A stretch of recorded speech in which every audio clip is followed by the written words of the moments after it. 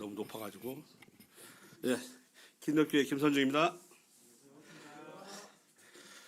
현실적으로 결혼 문제를 어떻게 다루고 있습니까? 라고 물었다면 저는 이 자리에 안 섰을 판인데, 성경에서 말하는 결혼은 무엇입니까? 해서 다양해서 나왔습니다. 참 현실적으로 굉장히 어려운 부분이 이 결혼 문제이기 때문에 제가 뭐라고 말할 수 있는 그런 입장이 못 되거든요. 그러나 성경에서 말씀하고 있는 것은 분명하게 알 필요가 있고, 세상이 무너질까 할지라도 주의 말씀을 지키려고 한 노력은 필요하기 때문에, 그렇기 때문에 미안해요. 너무 키가 작아서. 아유,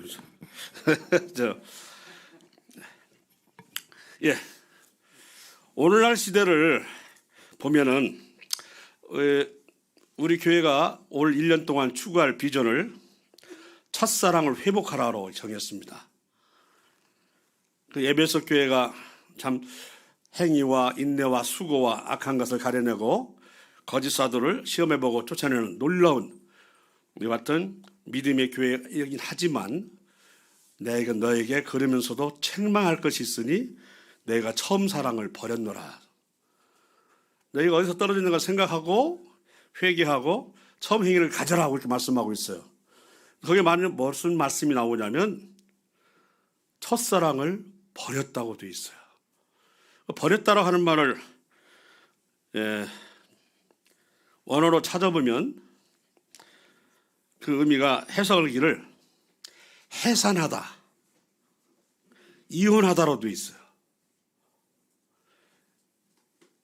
이게 처음 사랑을 자발적이면서 열정적인 그런 사랑을 그 사람들이 잃어버린 게 아니라 버렸어요.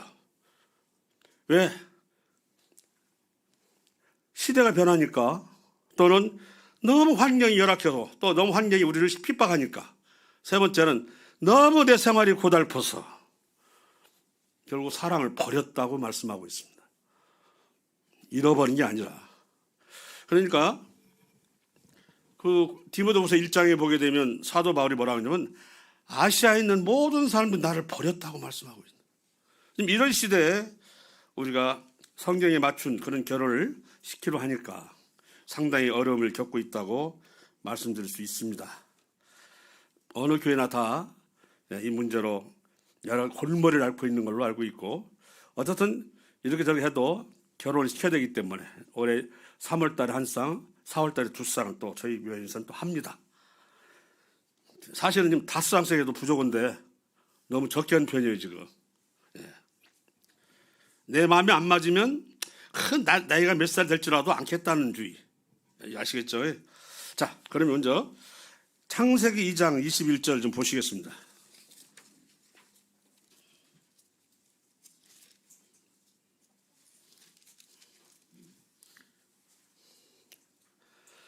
창세기 2장 21절, 여호와 하나님이 아담을 깊이 잠들게 하시니 잠들매 그가 그 갈빗대 하나를 취하고 살로 대신 채우시고 여호와 하나님이 아담에게서 취하신 그 갈빗대로 여자를 만드시고 그를 아담에게로 이끌어 오시니 아담이 이르되 이는 내 뼈 중에 뼈요 살 중에 살이라.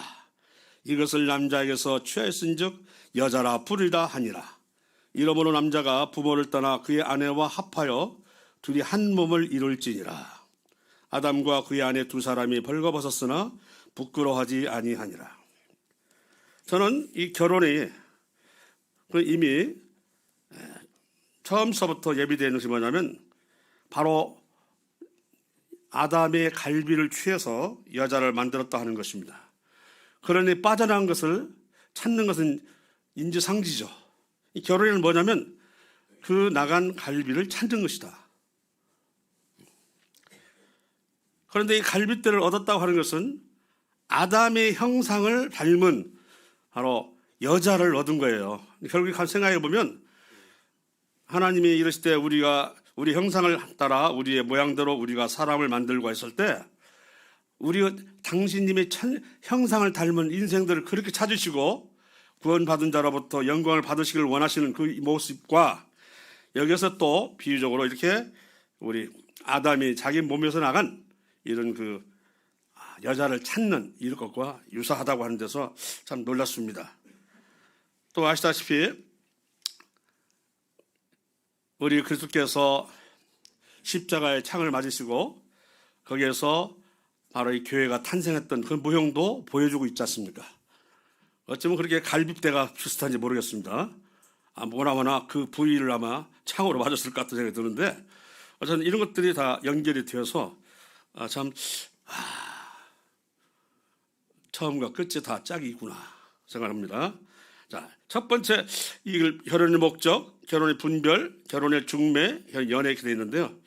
저는 일단 순서 좀 바꿔가면서 하겠습니다. 결혼의 목적.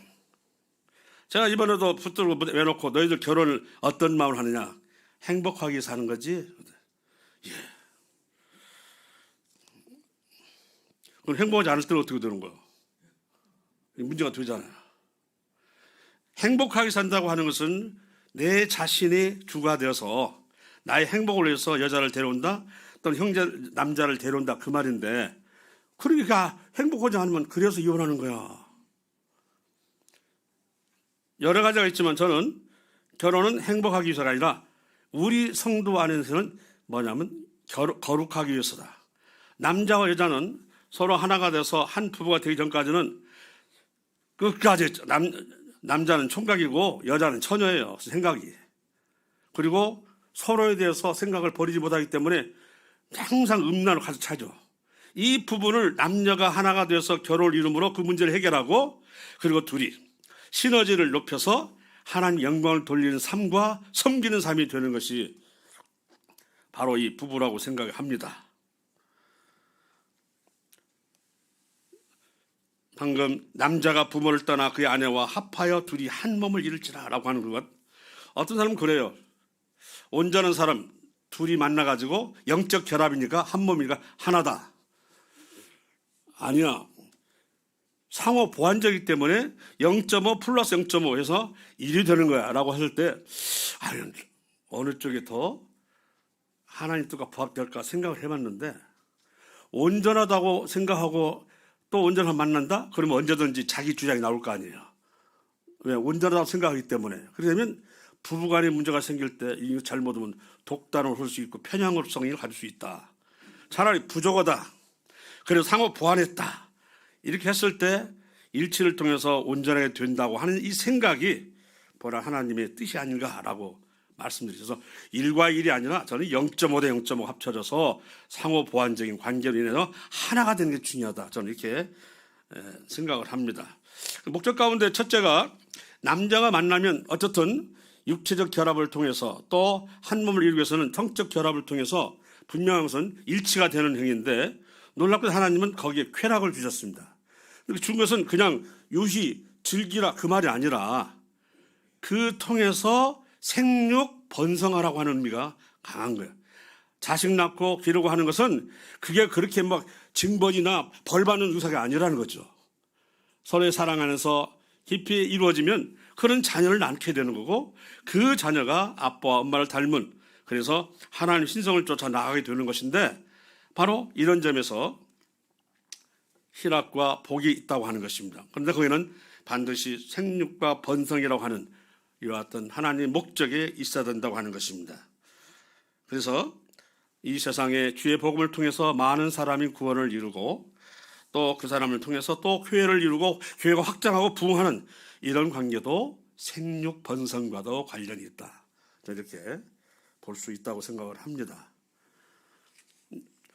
분별이야 여러 가지 있을 수 있지만 저의 분별은 그렇게 성경에서 보여주기 때문에 말씀드리고 있습니다.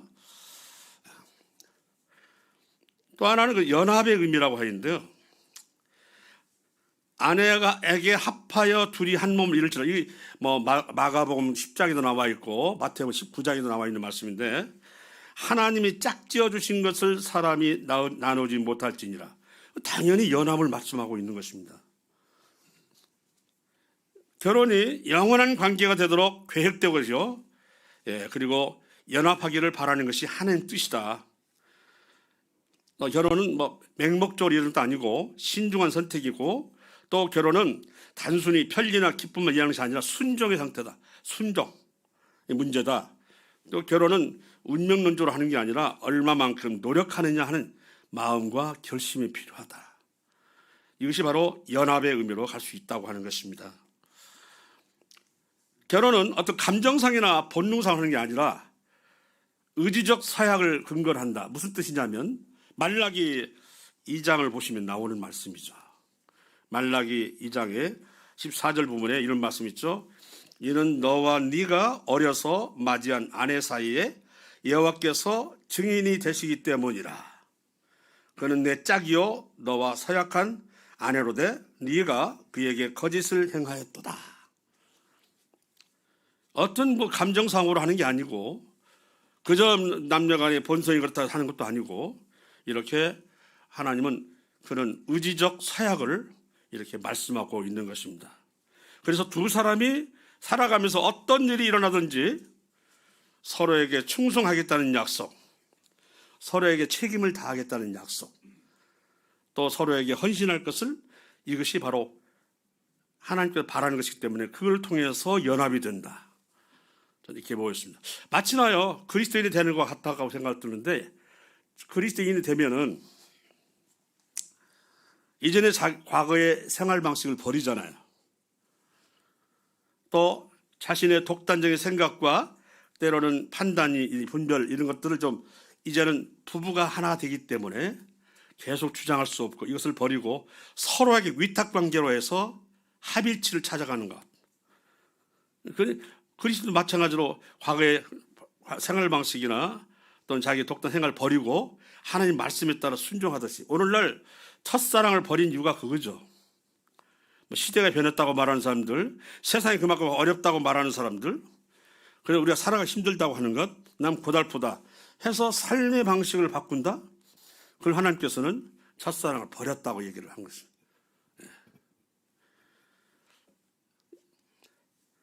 바로 이 사랑의 관계가 자신의 이주로 맞춰져 있거나 자신의 독단위에서 성립되는 것을 원하는 이런 사랑이란 것은 결국 뭐냐면 사랑을 버린 것이라 이렇게 생각을 합니다.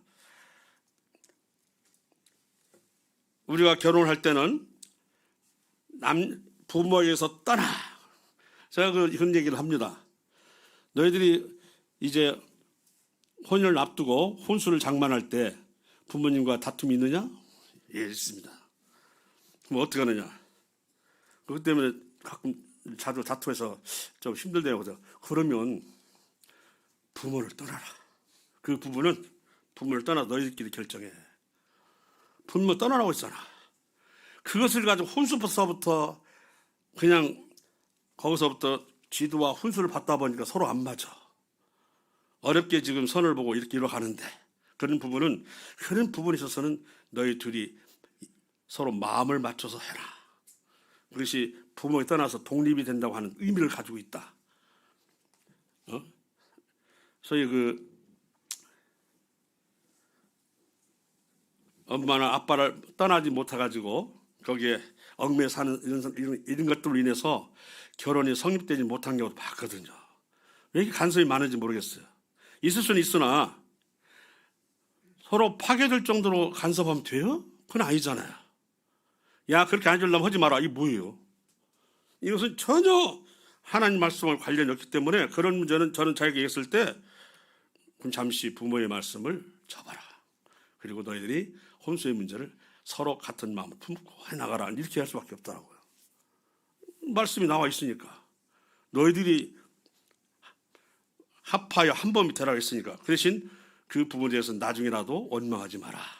이렇게 했는데요.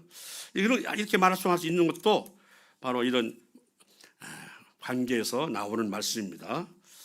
다음에는 한 몸을 이루는 일이다라고 했습니다. 한 몸을 이루는 일.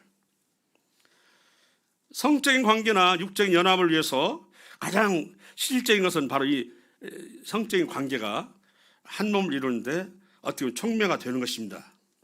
그러나 히브리서 13장에 보면 이런 말씀이 있죠. 모든 사람은 결혼을 귀히 여기고 침소를 더럽히지 않게 하라. 이런 말 나오고 그리고 고린도전서 6장에는 이런 말씀 나오죠. 창녀와 합하는 자는 그와 한 몸인 줄 알지 못하느냐? 일러스되 둘이 한 육체가 된다 하셨으니 주와 합하는 자는 한 영이니라.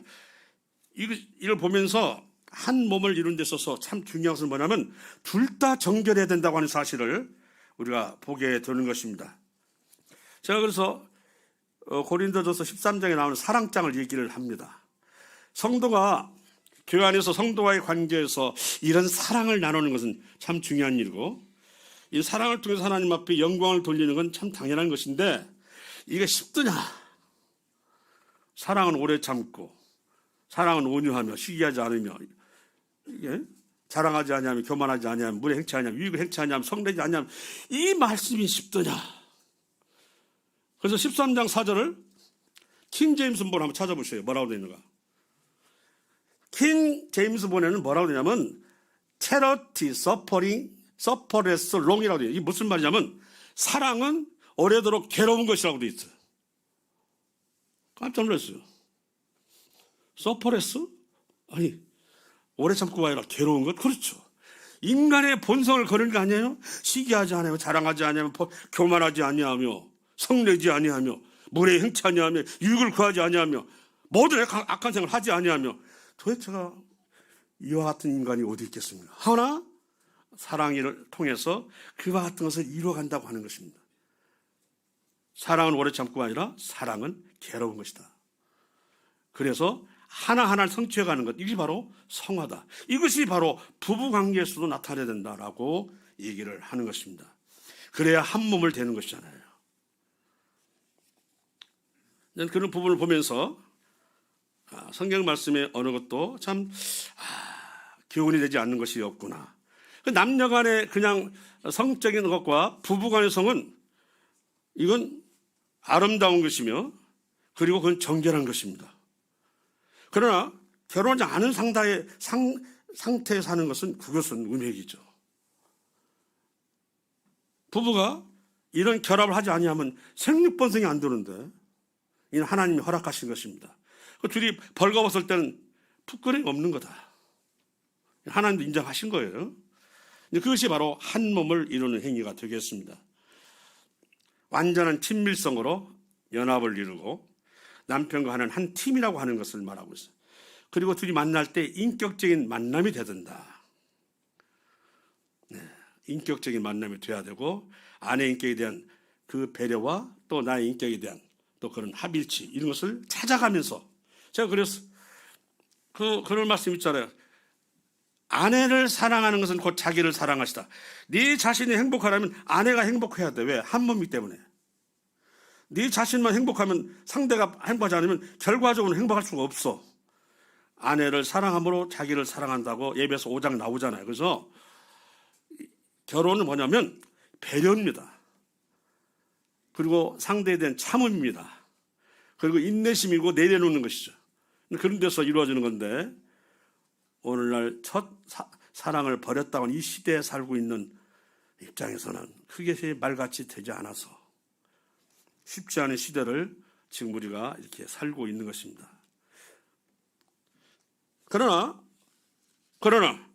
성경에서는 말씀하고 있는 그 부분은 절대로 놓칠 수 없는 것이고 우리는 담아야 되고 그게 고리탐이 될지라도 그들에게 신세대 맞지 않을지라도 이 말씀을 할 필요가 있고 그래서 저는 결혼할 사람을 애들 불러놓고 이 얘기를 합니다. 깜짝 놀래요. 상대가 있어서 행복한 거야. 너희 둘은 이제 더 이상 음행에 대한 생각하지 말고 따뜻한 둘이 뭉쳐서 서로 합일치해서 그리고 서로 항상 하나가 되고 연합해서 주님을 섬기고 교회를 섬기는 거예요. 그래서 결혼은 그래서 죄가 들어오기 이전에 하나님께서 제정하신 거예요.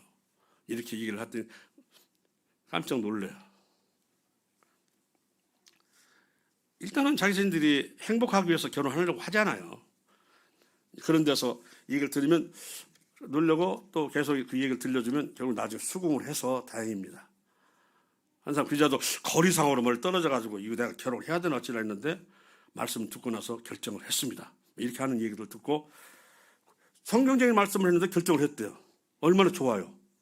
세상적인 말씀이나 살아온 요령이나 이런 걸 얘기해가지고 결정이 되면 얼마나 하나님 앞에 우습겠어요. 그러나 성경적인 말씀을 했더니 이제 결정했습니다. 이 얘기 들으면서 그래 믿는 성도는 그가 수용하든 않든 말씀으로 증거해야 되고 말씀으로 교훈해야 되겠다. 그래서 저는 계속해서 지금 그러고 있습니다. 저보고 주일에 세우라 한다면 저는 그래서 항상 성경 말씀으로 합니다. 어쩔 수 없죠. 오히려 여러 보는 사람 앞에서 세상에 있는 지혜를 배우지 마라. 세상의 것을 취하지 마라. 세상 취하면 반전 이혼이다. 이렇게 시작해요. 뭐 하객이 어떻든 간에 이익할 수밖에 없어요. 사실이 그러니까. 그러면서 믿는 사람들의 두 결합이니 믿는 사람에 대해서 말씀을 드리겠습니다 하고 저는 합니다. 뭐 웅성을 하든지 말든지 두 사람 중요한 것은 저는 하나님으로부터 임받아 하기 때문에 말씀에 있는 근거를 얘기를 합니다. 그것이 필요하다고 생각을 합니다. 자, 결혼은 신랑 되신 그리스도와 신부 되신 신부와의 관계로 이렇게 또한 말씀하고 있습니다. 자, 고린도후서 11장 2절에 보면 이런 말씀 있죠. 11장 내가 하나님의 열심으로 너희를 위하여 열심을 내노니 내가 너희를 정결한 처녀로 한 남편인 그리스도께 드리려고 중매함이로다. 이 그리스도는 교회의 뭐라고요? 남편이고 교회는 그리스도의 아내라고 하는 것. 영적인 그림인데요. 다시 한번 얘기한다면 예수 그리스도는 교회의 신랑이고 남편이며 그리고 교회는 예수 그리스도의 신부요 아내다. 이것은 뭐 육체적 또는 무슨 생물학적 신부가 아니라 영적인 천상적인 그런 의미의 신부를 지금 얘기하고 있는 것입니다. 이 부분에 있어서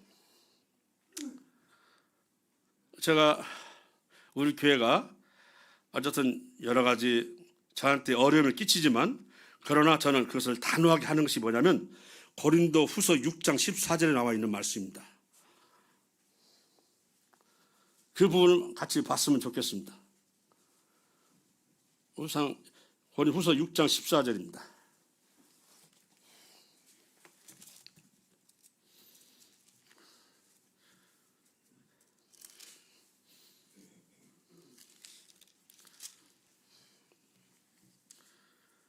너는 믿지 않는 자와 멍에를 함께 매지 말라. 의와 불법이 어찌 함께하며 빛과 어둠이 어찌 사귀며 그리스도와 벨리알이 어찌 조화되며 믿는 자와 믿지 않는 자가 어찌 상관하며 하나님의 성전과 우상이 어찌 일치가 되리요.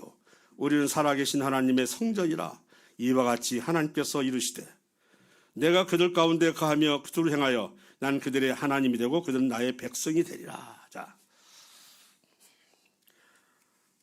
신랑 되신 예수 그리스도, 신부 되신 교회를 이것을 부부관계에서 이렇게 연결시키고 있는데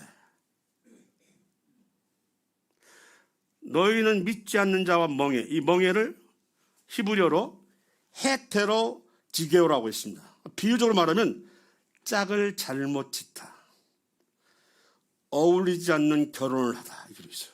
놀랍죠? 그 멍에를 히브리 언어를 찾아가면 이렇게 되어 있어요. 짝을 잘못 짓다, 어울리지 않는 결혼을 하다. 여기저기서 이런저런 말 나오죠. 저는 이 말씀대로 저는 하기를 원하고 저는 자신 있게 하고 있습니다. 멍에를 함께 매지 말라. 뭐 우와 불법 어찌 함께하며 빛과 어둠을 사귀며. 왜 그러냐면 결혼하기 전에 상태의 그 인생은 뭐냐? 너는 너의 아비 마귀에서 났으니 너의 아비 욕심대로 너도 행하는 도다. 너의 아비는 마귀요. 그러나 구원받은 사람의 아비는 누구예요? 하나님인데 여기 뭐라고 되어 있냐면 그리스도와 벨리알이 어찌 조화되며 성전과 우상이 어찌 일치가 되리요. 또 뭐라고 되어 있냐면 믿지 않는 자와 믿는 자가 무슨 어찌 상관하며 관계를 맺지 말라 그 말이에요. 무슨 어찌 상관하냐 그 말은. 그런데 이걸 가지고 자꾸 하는 것에 대해서 저희는 우리 교회는 받을 수가 없다 이렇게 생각합니다. 왜냐하면 정결한 상태의 신부가 돼서 신랑의 성스러운 신랑과 결합이 되는 것인데 그런 부분을 이렇게 말해놓고 믿지 않는 사람과 이렇게 한다고 인식을 해버리면 그래서 이 모순되는 말을 어떻게 강대사가 얘기할 거예요? 이번에 저를 어디 오라고 자꾸 하는 모임에서 하더라고요. 이런 경우는 저는 출교를 시키고 바로 집회를 합니다. 출교 집회를. 그래서 깜짝 놀랐어요. 그래서 그 말 듣고는 가고 싶은 마음이 좀 줄어들었어요. 나보다 더 오네. 그래서 지금 갈까 말까 지금 생각 중에 있어요. 어떤 심한 말을 할까 싶어가지고. 근데 예, 어쨌든 이렇게 관계로 이루어지는 것을 부부 관계를 말씀하기 때문에, 그래서 여기 고린도후서에 참 상당히 길게 설명하고 있는 것입니다. 믿지 않는 자와 믿는 자와 믿지 않는 자가 어찌 상관이며 관계를 왜 맺느냐 그 말이에요. 이 말은 관계를 왜 맺느냐 이 말은 관계를 맺지 말라 그 뜻이죠. 꼭 여기까지 설명을 해야 되는 건 아니지만 그렇게 되는 거거든요. 예. 그래서 저는 이 부분에 계속해서 이런 생각이고, 저한테 서운하고 한가하는 성도가 있지만 그 뭐 마음이 녹일 때까지는 기다리고 참는 거죠. 그걸 자꾸 제가 해명한다고 되는 건 아니고, 그분 생각도 어쨌든 자녀이기 때문에 제가 알잖아요. 자식에 대해서는 부모가 약한 게 부모 아니에요. 이제 그런 부분 때문에 제가 뭐라고 말 못하고 듣는 거예요. 야, 그렇습니까? 말씀을 이러니까 될 수 없다. 이렇게 그래서 뭐 참는 거죠. 인내하고 시간이 지나가면 나중에 풀어지겠거니 하고, 대부분 다 풀어지는데 아직 안 풀어지는 분도 있어요. 근데 그 부분은 뭐 주님으로서 일을 받으면 되겠다 하고 하는데요. 참 분별하기 전에 먼저 성경적인 중매 뭐 다 잘 알고 계시지만 다시 한번 이걸 보면서 저 자신이 배우기를 원합니다. 우리가 보통 성경적인 중매하게 되면은 창세기 24장에 나와 있는 아브라함과 이제 저 메소포타미아 다시 밧다람에 있는 그 라반의 딸 리브가의 만남에 의해서 사람을 엘리에셀이라고 하는 청지기를 통해서 이제 중매가 되는 건으로 얘기를 많이 합니다.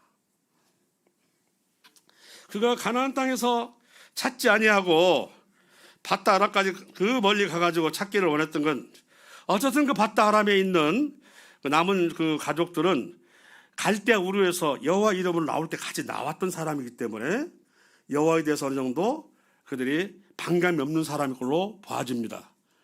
단지 이제 아비와 친척 떠나서 내가 오라 하기 때문에 결국은 가나안 땅에 놓고 오지만 롯은 데리고 왔다가 어떻게 해요? 롯을 같이 있는 동안에는 아브라함에게 약속의 땅을 말하지 않다가, 야, 우리가 너무나 가축이 많아가지고 목잡기를 싸운다. 우리가 같이 살기는 어렵다 하고 아브라함이 롯에게 말하면서, 네가 봐라, 좌측에 가면 내가 우측에 가고 네가 우측에 가면 좌측에 가겠다 이렇게 하면서 나오잖아요. 그러면서 싹 봤더니 물이 풍성하여 애굽 같은지라 소돔을 보고 그랬다고 하잖아요. 그 롯이 떠났어야 비로소 너는 눈을 들어 봐라, 이게 너에게 주는 약속의 땅이다. 무엇을 롯을 데려가가지고 이렇게, 롯은 같이 함께 할 수 있는 자가 아니거든요. 결국 롯과 헤어지고 난 뒤에 약속을 보여줘요. 우리가 이런 말씀에 있어서 우리가 참 때는 애정과 끈끈한 정으로 이렇게 마지못해서 한 경우 많지만, 그게 말씀에 어긋나다면 단호할 필요가 있다 생각 듭니다. 하나님까지 와서 다 놓고 왔는데 롯은 데리고 와가지고 결국 롯하고 이렇게 하나님 찢어진 뒤에 네 자손은 하늘의 별처럼 이렇게 많아, 바닷가의 모래처럼 많아질 것이다. 같이 있을 때는 그 말 안 해요. 한번 위험하니까 떠나가 딱 하고 이 땅이 그것이다 이렇게 해주잖아요. 그러니까 이를 보면서 바로 이 밧다아람에 가가지고 여자를 찾아라 하고, 넌 맹세한 쪽으로 내 밑에 집어넣어 가지고 맹세를 시킨데 엘리에셀이 약대 10마리, 어떻게 보면 전 집안의 보배라는 보배는 거의 다 가져갔어요. 그래가지고 밧다아람에 가서 이제 드디어 거기에 라반이라는 사람을 만나게 되죠. 사실은 그게 나중에 이제 야곱의 외삼촌이 되는 사람이죠. 자, 그 라반의 그 리브가 이 막 중매를 이렇게 한다. 중매에 대해서 얘기를 한다면 그것뿐만 아니라 또 하나 있어요. 제가 또 하나 볼까요? 창세기 29장 16절 20절입니다. 29장 16절 20절에 보면은 야곱이 라헬을 사랑함으로 사랑한 까닭에 7년을 맺혀가 여기서 무슨 중매가 나오냐? 나와요. 야곱은 자기 눈에 확 반해버린 사람이 있어요. 누구죠? 라헬이요. 곱고 아리답죠. 눈에 쏙 들어왔어요. 그냥 날 주라. 그럼 당신이 요구한 대로 7년을 내가 일하겠다.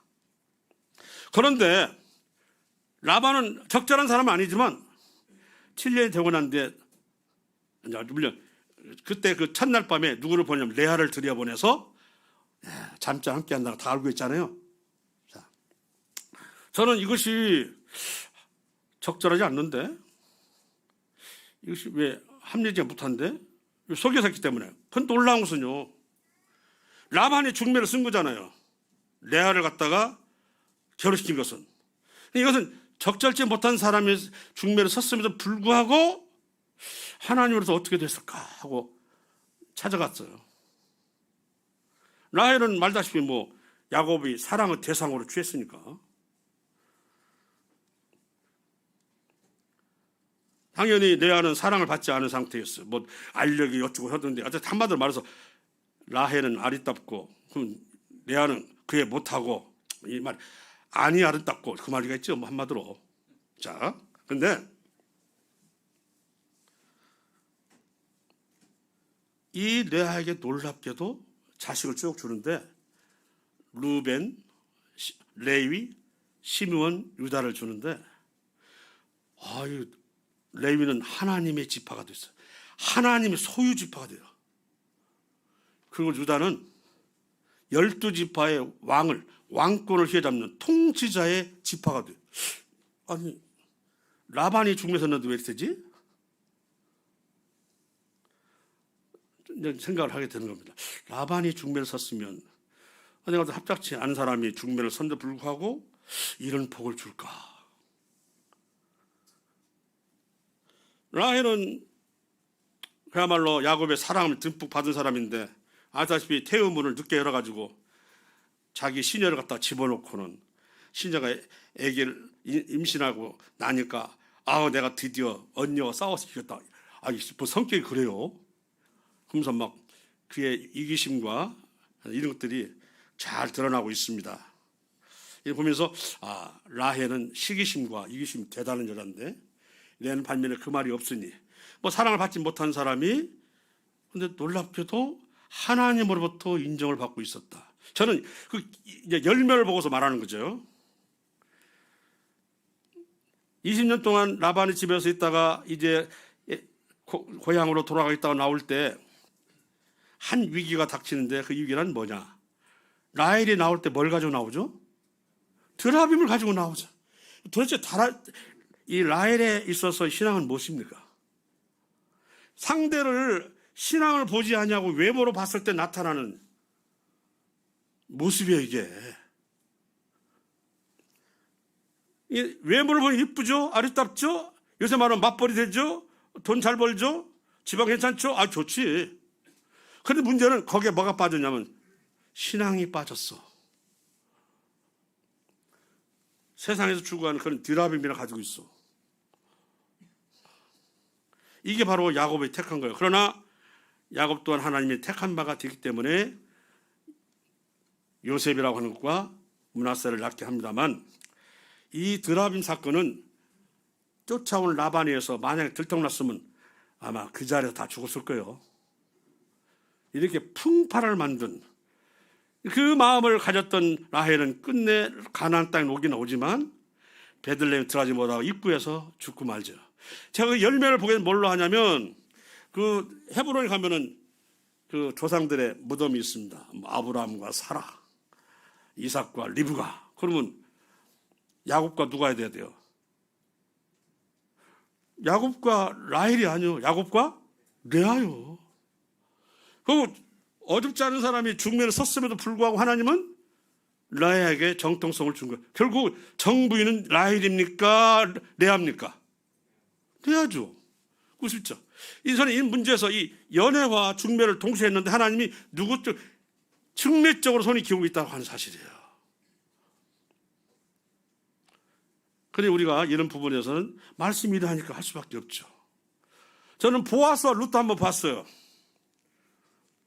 모함적인 룻이 시험이 나오미를 따라서 다시 베들레헴 쪽으로 나왔죠. 이제 먹고 살아야 되니까 추수철이라 어디 가서 이삭을 주술까 하다가 우연히 들린 것이 보아스의 밭이었어요. 아시죠? 그 보아스의 밭에서 이러니까 저희가 누구냐 했더니 그 모압 소녀입니다.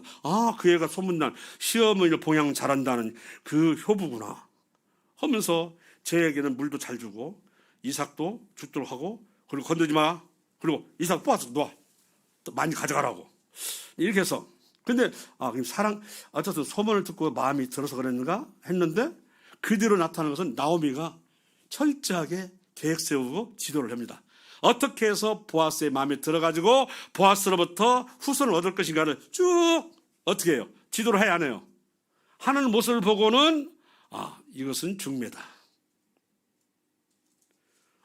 처음에 연애 같았는데 쭉 보니까 중매더라고요.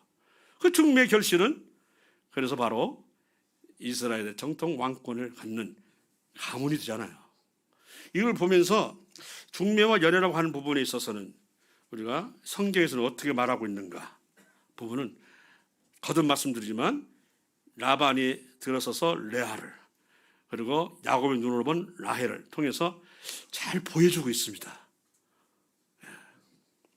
벌써 하나님은 라헬이 신앙적으로 많은 결핍이 되어 있는 것 아시잖아요. 되게 아름다우면 성깔도 참 안 좋아요. 시기심도 많고 이기심도 많고, 아니라 이렇게 드라마를 가지고 나오는 이런 걸 보면서 그런 마음을 가진 사람이 12지파의 통치자가 되면 안 되겠죠. 레아에게 줬다고 하는 것을 통해서 열매를 보면 결국 레아가 중매를 통해서 이룬 자가 승리했구나, 이렇게 이기를 성경에서는 보여주고 있습니다. 결혼에 대한 그 분별을 어떻게 하냐고 얘기 되는데, 창세기 24장을 보겠습니다. 분별을 어떻게 하냐 하는 것을 24장 11절 14절을 보겠습니다. 자, 아브라함으로부터 약속을 하고, 그리고 엘리에셀이 드디어 머나먼 길 밧다람, 즉 하란 땅으로 들어왔습니다.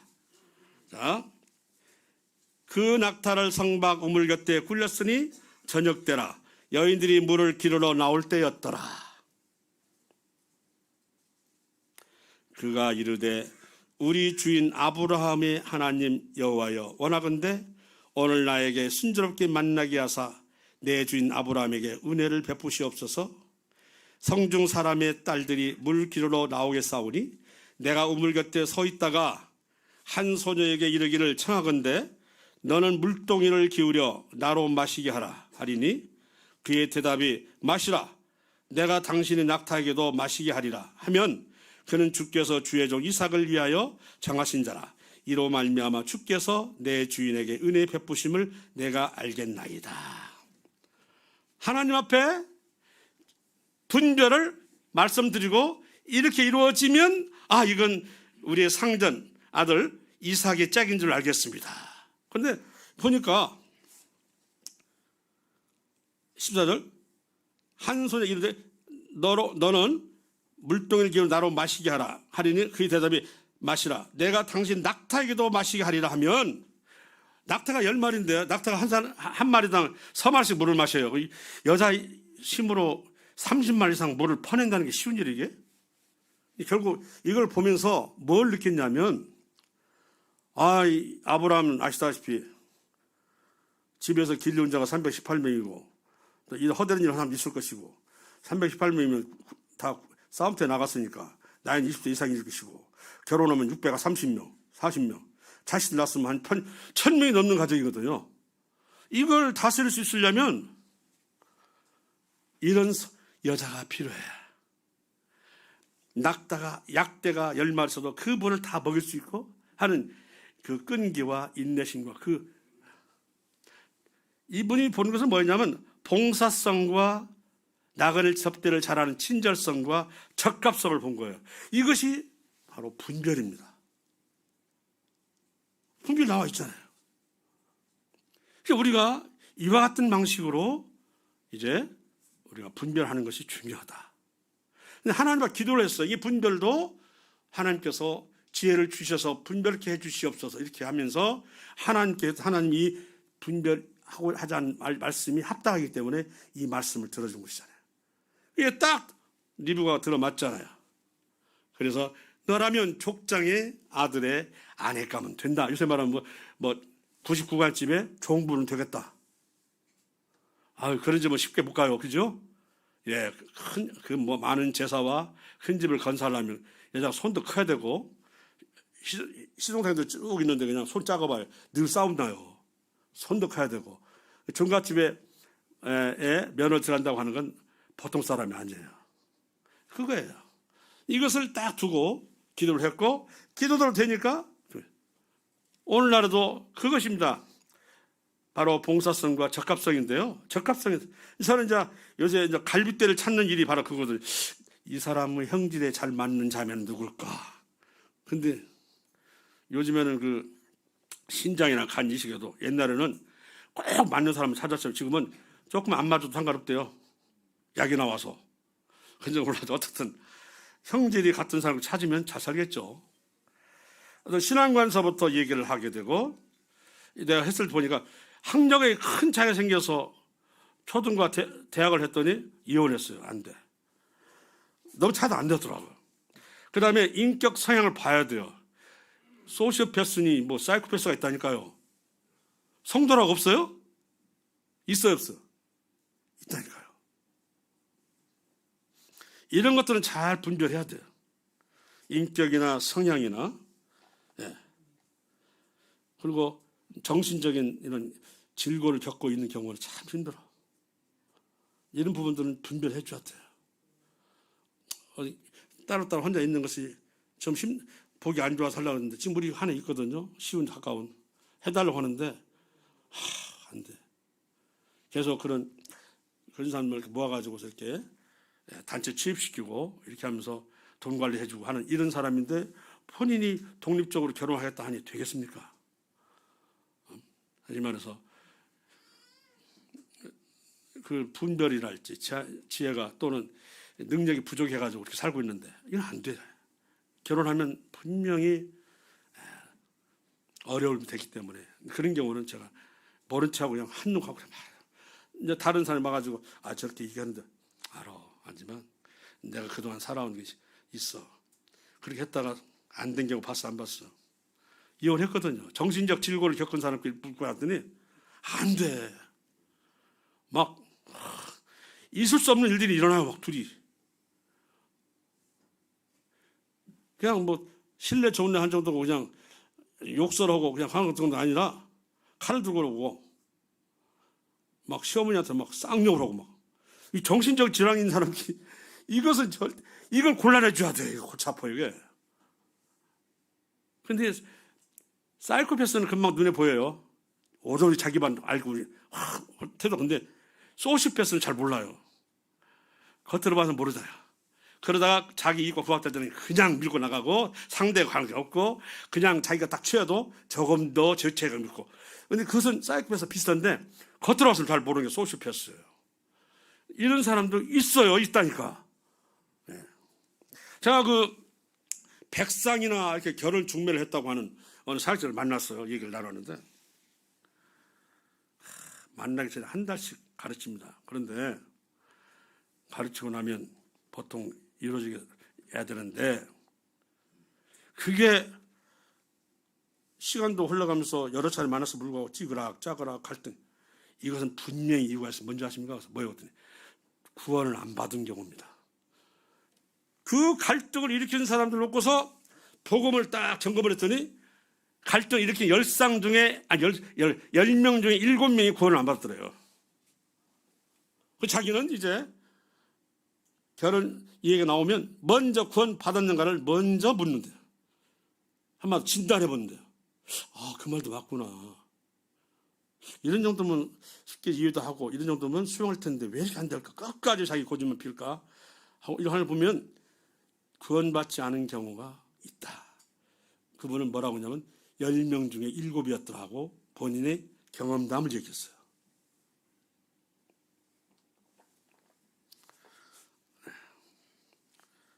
어쨌든 그리고 과거에 어떤 큰 일이 있다거나 또는 과거에 어떻든 드러나서 나중에 결혼의 문제에 큰 문제가 생길 경우 있다면 그런 문제도 때로는 얘기할 필요가 있다. 감추지 말고 하는 정도로 요새 이렇게 하고 넘어가고 있지만,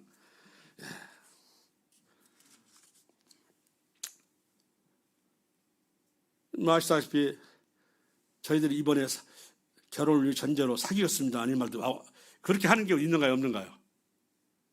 제 의견이 있었어요.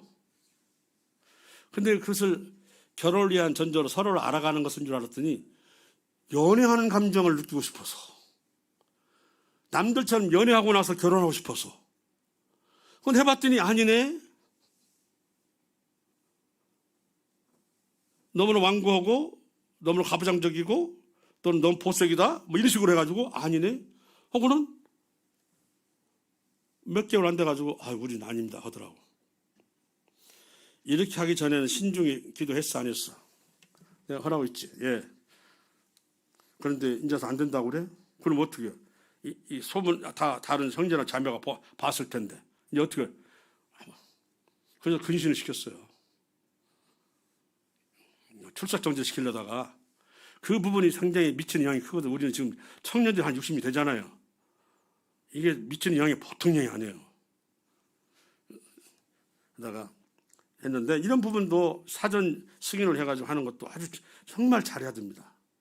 그래서 지금 남녀의 교제, 연애 문제를 그래서 얘기하고 싶어요. 젊은 사람들이 현실적인 중요성, 심각성을 고려하지 않고 문제는 하나님이 가지고 있다는 이와 같은 인식을 하지 않고 이렇게 둘만의 서로 간에 보면서 이제 관계를 맺으려고 하는 것은 좀 문제가 있습니다. 남자와 여자를 창조하실 때는 서로 교제를 통해서 생육하고 번식하려는 하나님 놀라운 뜻도 있지만 그런 것도 올바른 관계로서 나가기를 바라는 것. 성의 문제도 올바른 관계. 전에 그분이 이렇게 말씀하시더라고요. 아이고, 둘이 결혼하려고 하는 마음이 있어서 시간을 오래 주었더니 선을 넘어버렸어. 결혼 전에 선을 넘어갔다 이거. 그럼 어떻게 돼? 그럼 결혼 안 했는데 이게 어떻게 되는 거예요 이제? 그런 부분을 얘기해서 깜짝 놀랐고 지금도 두 가정이 안 풀려고 있다고 그래요. 이 오래 사귄다? 이게 참 문제가 그들이 하고 있는 것은 말씀으로 얘기했지만요, 형제들이 하는 모든 모습은 세상 사람과 똑같아요.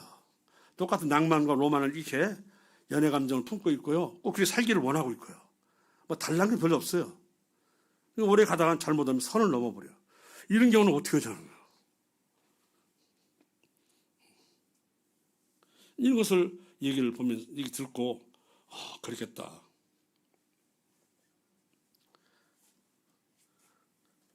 오늘날 아시다시피 이성애자가 환영받는 시대가 아니라 무슨 성평등이라고 해가지고는 그냥 양성애자니 무슨 그죠? 성소수자 해가지고 남자끼리 여자끼리 이렇게 해가지고 그 단어도 있던데 뭐라고? 이것이 성행하는 속에서 살고 있습니다. 전주에 퀴어 축제 하는데 가서 보면요, 퀴어 축제가 뭐냐면 동성애자를 한마디 인정하자, 합법하자 하는 거 아니에요. 웬 고등학생이 이렇게 많은지 모르겠어. 웬 고등학생들이. 좀 문제가 심각해요. 그 학교 내 성지침서 알죠?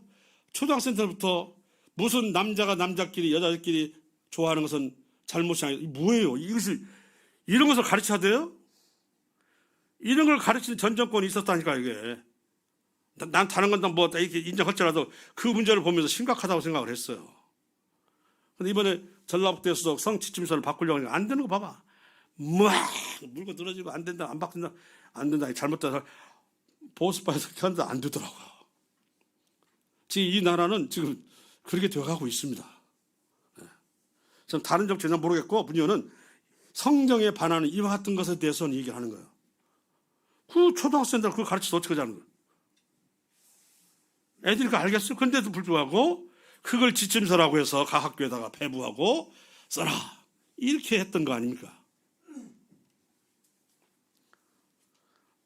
로마서 1장 26절에 보면 부끄러움에 내버려 두셨으니 그들의 여자들도 순리대로 쓸 것을 맡겨 영리로 쓰며 그와 같이 남자들도 순리대로 여자 쓰기를 버리고 서로 향하여 음욕에 부릴 듯하며 그들은 그릇 때문에 상당한 보응을 그들 자신이 받았느니라. 뭐 에이진이 뭐냐 받았다 이 말이죠. 이런 걸 통해서 징벌을 받는다는 의미가 되겠습니다만 어쨌든 이런 문제가 이런 그 남녀 교제상에 있어서 충분히 성경적인 얘기를 해줘야 됩니다. 이상적인 남녀 교제, 왜 서로 사귀어야 되고 무엇을 위해서 또 어떻게 친교를 맺는가 이런 부분들을 인식하는 게 매우 중요합니다. 결혼 전에 하나님은 분명히 성도에게 거룩하심을 지키기를 원했기 때문에 저는 항상 교회의 거룩을 늘 강조합니다. 교회가 무슨 범죄함이 있다면 복음 집회니 기타 여러 가지가 막히고 어려워지고 성도 간에 갈등이 생기고 떠나고 아니면 합당치 않게 지금 만찬을 떡에 참여하십니까? 이해요. 왜 병든 자가 많고 잠든 자가 많다 하는데 왜 하면서 혹시라도 돌아보시기 바라겠습니다. 교회가 거룩하지 않으면 부흥할 수가 없고 교회가 평안할 날이 없습니다 하면서 얘기를 혼나니까요. 다 성도님들 이해하시고 그래요. 어떤 거룩을 깨치는 일이 있으면 드러나게 해주십시오 하고 기도를 해요. 그 치유하게 해주십시오. 특히 언제 하냐면 복음 집회 때 앞두고 이런 문제가 정결하게 돼야 복음 집회가 성공을 하잖아요. 이런 것을 보면서 저는 일부러 합니다. 치유가 됐을 때 좋은 결과를 가져오죠. 안 됐을 때는 참 겉으로는 괜찮았는데 또 열매가 없는 이런 모습을 봤거든요. 자, 우선 남자와 여자를 창조하신 하나님은 남녀가 화목하고 협동해서 선하고 아름답게 살려고 하는 것이고 땅을 정복해서 모든 생물을 다스리면서 영속적인 사회를 이루며 살라 이렇게 말씀을 하셨습니다. 그런데 둘 간의 사귐의 선함과 또는 진실함이 없다면 이건 부끄러운 짓이죠. 그런 것들을 분명히 얘기할 필요가 있다고 하는 것이죠. 저는 누구 외부 사람하고 사귀는데 봤어? 예. 그러면 사귀면 안 되지. 사귀지 말라고 해요. 안 나와요. 차라리 안 나오는 게 낫다. 외부 사람하고 사귀지 말라고 했더니 안 나와? 그럼 안 나오는 게 낫지.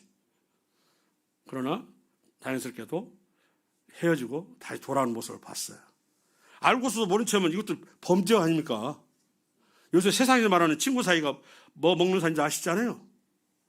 뭐 육체적 관계는 보통이에요 이게. 그래서 이런 것을 그냥 은밀히 놔두다가는 결국 교회가 정결함을 잃어버리게 되고 힘을 잃게 되는 요소가 되기 때문에 알았을 때는 얘기를 해야 돼요. 헤어져라. 몰랐을 때는 어떻게 해요? 그거 하나님이 아셔야 할지 모두 어떻게 해서. 하지만 여기까지도 생각 안 할 수가 없습니다. 마지막 때 세상의 지혜와 세상의 이념과 철학 가지고는 전혀 얼마나 세상의 지혜가 우습든지 저 에베소에 가면은 도서관 셀서스가 있어. 셀서스 도서관은 아주 당시 아시아 지역에서는 뭐 버가모가 두 번째, 세 번째라고 그래요. 그런데 문제는 뭐냐면요. 그 밑에가 통로가 있어. 이게 그 지역에 온갖 석학들이 모이고 학자들이 모여서 연구를 하는 셀서스 이런 도서관인데 그 밑으로 통로가 있어요. 비밀 통로가. 이 비밀 통 어디로 가냐면 유곽으로 흘러가게 돼 있어. 웃기죠? 세상 지식은 음란이다 이거지 한마디로. 그걸 가서 보고 깜짝 놀랐어요. 그 두란노 서원을 두고서 복음을 전하고 양육했던 우리 바울 사도가 얼마나 힘들었겠는가 알 수 있습니다.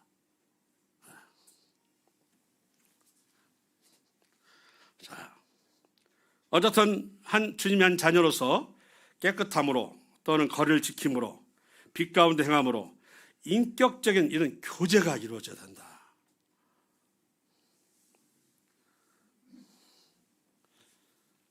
그런데 이것이 쉬운 일이 아니잖아요.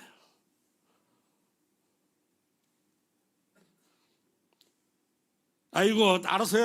알아서 이렇게 포기하자니 그건 너무 막가게 되는 것 같고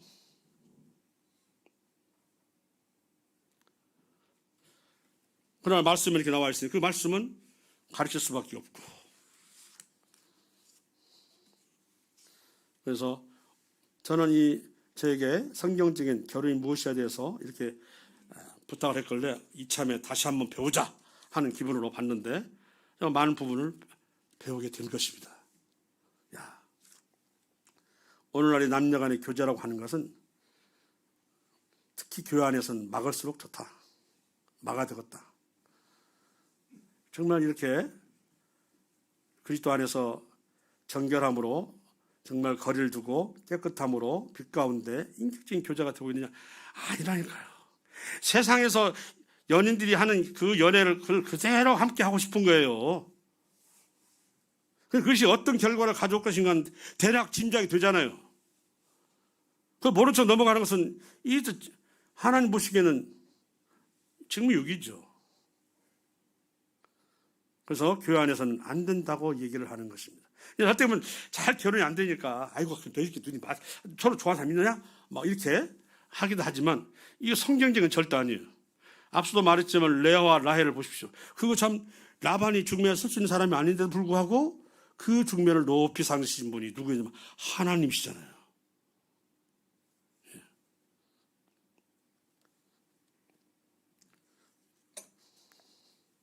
여기서 이미 형제와 자매는 그 몸 자체가 예수님께서 십자가에 주고 피 흘려서 사신 몸이기 때문에 그 안에 성령이 깃들잖아요. 거룩해야 돼요. 따라서 그리스도가 존귀되시고 또 그분이 영광을 받으시려면 바로 두 남녀 간에도 마찬가지로 자신들의 몸을 정갈하게 해야 된다고 하는 것이 사실입니다. 근데 이 교제가 자칫하면 선을 넘어가 버려서 그렇게 무리를 빚는 일이 생기고 선을 넘는 일이 한 번이 왔더니 아니 몇 번 있다고 하더라고요. 길게 잡으면 그게 된다고 하더라고요. 그래서 저 언제 결혼하겠습니다.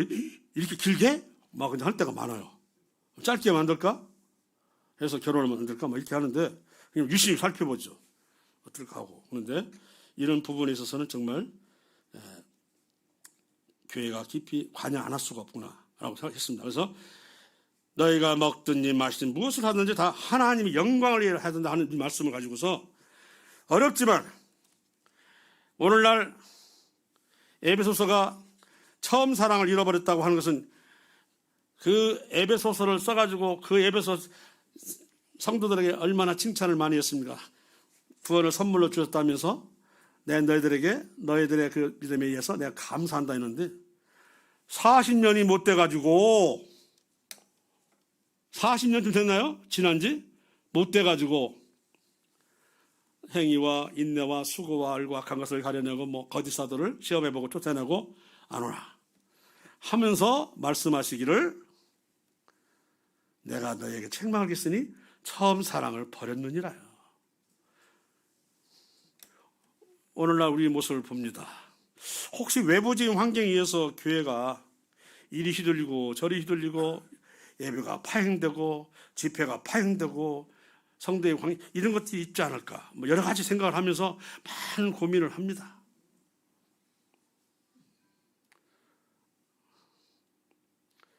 그래서 작년에 그랬습니다.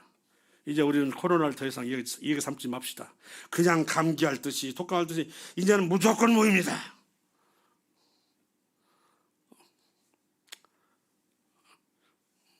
예배당 나오다가 예배드리다가 죽으면 하나님 좋게 볼 거 아닙니까? 요양 가가지고 그냥 90이 넘도록 있다가 죽는 게 그 좋아하시는 것 죽음입니까? 한 형제님 이렇게 말씀했어 나보고 형님 가지 마시오. 그거 코로나가 지금 지금 한참 번성하고 있고 군부 독재가 저렇게 시민들 학살하는 속에서 가봤더니 형제님은 어떻게 살기를 원해요? 내가 가다가 총을 맞으면 하나님 좋아하실 거 아닙니까? 내가 복음을 전하러 가다가 총에 맞아 죽으면 하나님께 어떻게 보시겠습니까? 딱 봤더니 좋아 보시겠지. 어떻게 보여? 이미 답은 나와 있잖아요. 내가 복음을 전하다가 내가 총을 맞으면 그러다 죽으면 그거 하나님 좋아하실 거 아닙니까? 그래.